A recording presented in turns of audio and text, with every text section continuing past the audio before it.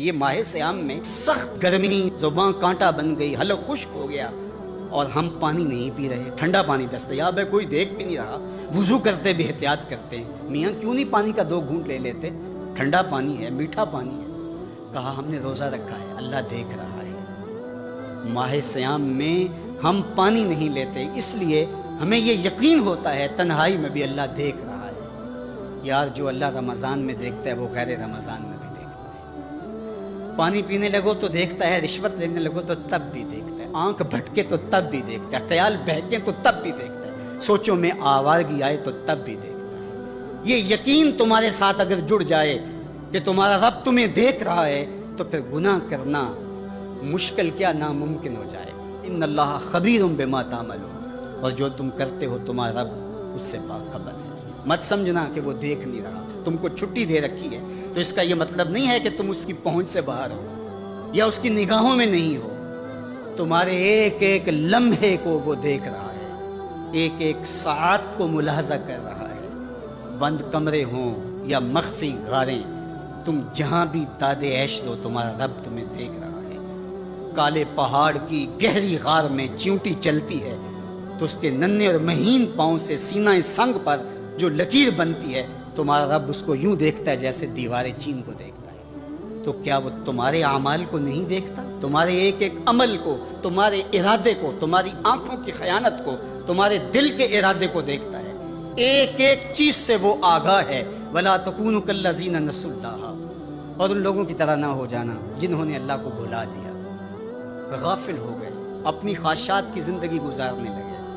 یہ جہاں مٹھا اگلا کس نے ڈٹھا، آرزوؤں کے نوکر بن گئے۔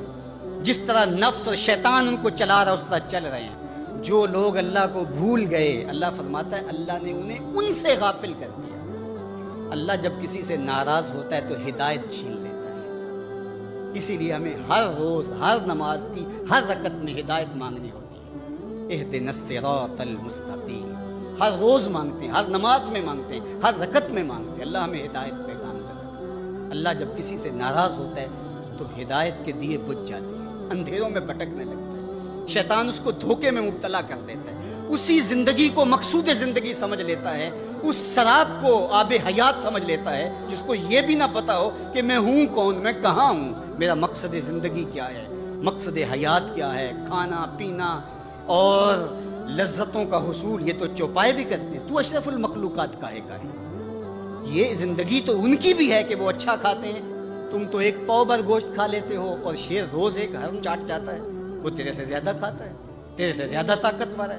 ہاتھی کا جسم تیرے سے کہیں بڑا ہے، پرندے ہواؤں میں اڑتے ہیں، مچھلی پانی کی تہوں میں اتر جاتی ہیں، عقاب کی نظروں اور بلندی پرواز کی دیکھنے والی ہوتی ہے، پرگس کہاں سے کہاں تک سونگ لیتی ہے، ان کی قوت شامہ تیرے سے بڑی ہے، لیکن اس کے باوجود بھی افضل تو، اشرف بھی تو، اور اللہ نے اپنی نیابت کا تاج تیرے سر پہ رکھا ہے۔ تو مقصود ہے، تو مسجود الملائک ہے، فرشتوں کی پیشانی تیرے حضور جھکی ہے، تو اپنے آپ سے آشنا ہی نہیں ہے، تجھے پتہ ہی نہیں کہ تو کون ہے۔